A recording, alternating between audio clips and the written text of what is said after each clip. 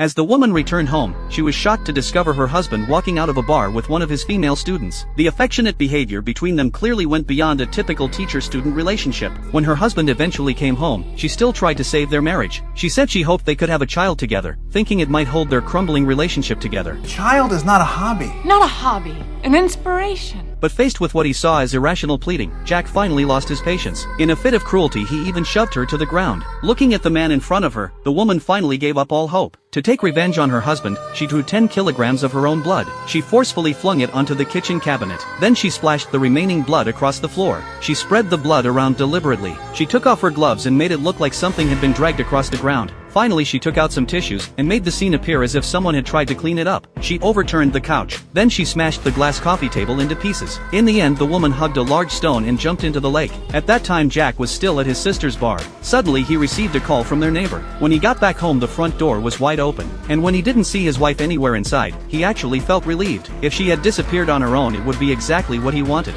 Soon the police arrived at the house. Jack claimed he suspected his wife had been kidnapped, but the house was surprisingly tidy and well organized. Other than an unplugged iron, there was only a single drop of blood on the kitchen cabinet. Aside from that, nothing else seemed out of the ordinary. The police brought Nick back to the station. They collected his fingerprints and a saliva sample, but when they asked him basic questions about his wife, Jack became hesitant and vague. He couldn't even say what her blood type was. That alone made the police begin to suspect him.